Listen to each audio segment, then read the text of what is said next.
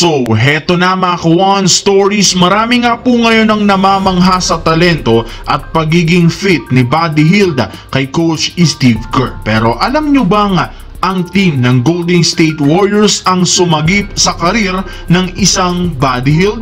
Paano kaya ito nangyari? Well, tara't pag-usapan natin yan at talakayin ng balitang sinira nga daw po ni Giannis Antetokounmpo ang Milwaukee Bucks. Pero bago yan, please don't forget to hit the notification bell at mag-subscribe sa aking channel.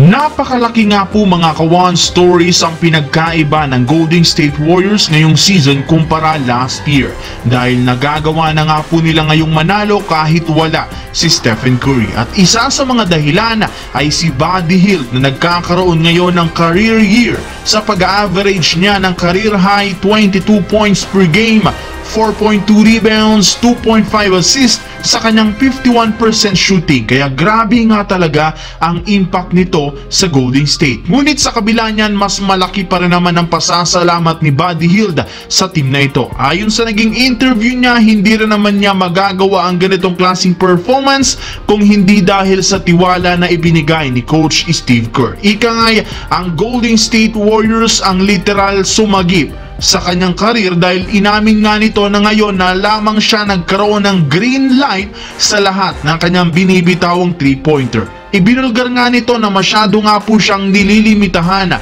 ng mga dating team sa pagbibigay sa kanya ng limitadong minuto at minsan nababangku pa. Kaya ngayon hindi siya pinipigilan na tumira ng 3-point shots, sinisikap nga po niyang magkaroon ng malaking impact para sa Golden State. Samantala, dahil nga sa pagkapanalo ng Detroit Pistons ngayong araw laban sa Brooklyn Nets, ay ang Milwaukee Bucks na nga ang official na naging worst team sa Eastern Conference na mayroong record 1-5. At kahit man kasi simula pa lang ng season, delikado na nga po ang kanilang kalagayan dahil kapag nagpatuloy pa ito, posible nga po silang hindi makaahon sa ibaba ng standings. Ginawa na rin naman nga ni Giannis ang buong makakaya. Sa katunayan, naging pansamantalang head coach pa nga ito laban sa Cavaliers kung saan binigyan niya ng advice ang mga kakampi. Kaya nakatutok nga po ang sisi ngayon ng mga fans kay Coach Doc Rivers at sa kanilang assistant coach na si Darvin Ham. Pero